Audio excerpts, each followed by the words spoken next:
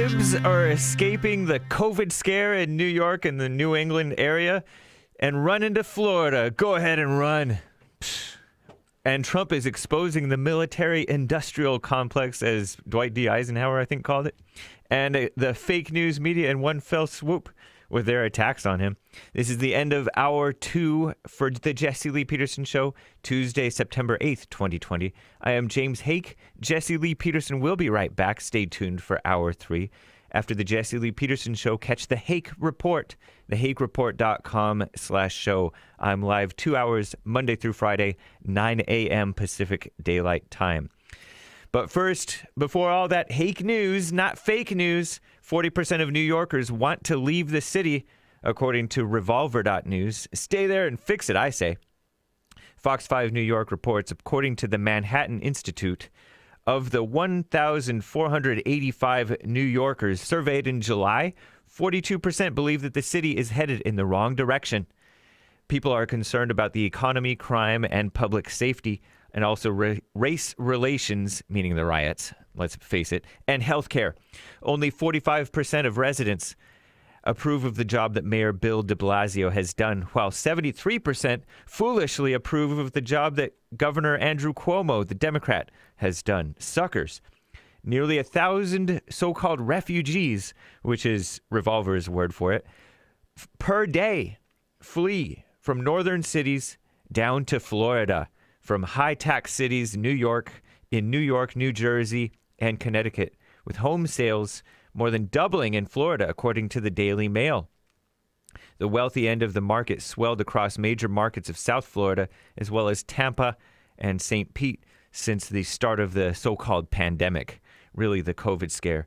So-called experts say that many people are moving to the Sunshine State, that's Florida, fearing a second wave of COVID-19 could hit with the flu season.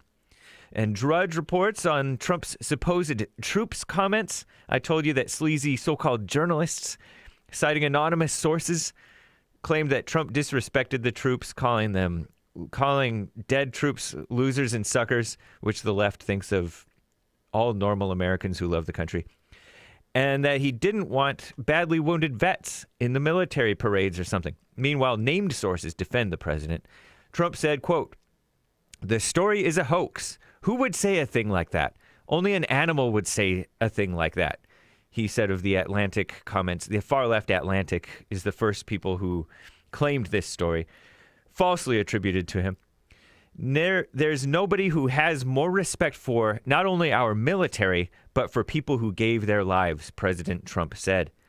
It wouldn't be the first time for the anti-Trump fake news, too. Journalism's new propaganda tool is using the word confirmed to mean the opposite. That's what Revolver says that The Intercept's Glenn Greenwald writes.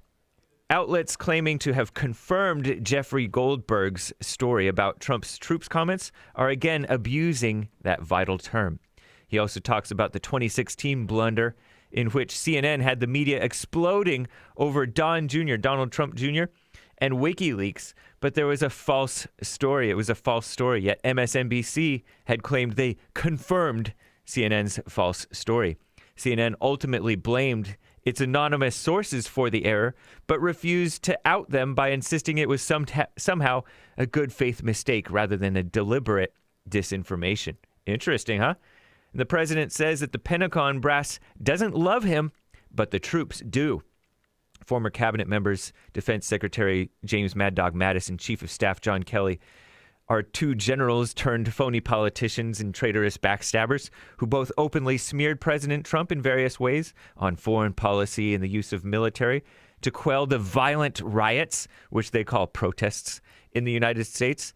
Yahoo News and MSN write that the commander-in-chief and President Trump said at a Labor Day press conference, quote, "I'm not saying the military is in love with me. The soldiers are. The top people in the Pentagon probably aren't, because they want to do nothing but fight wars so that all of those wonderful companies that make the bombs and make the planes and make everything else stay happy. But we're getting out of the endless wars." And the media pretends that they're appalled at these comments. I'm James Hake. Now on to Jesse, Hour 3.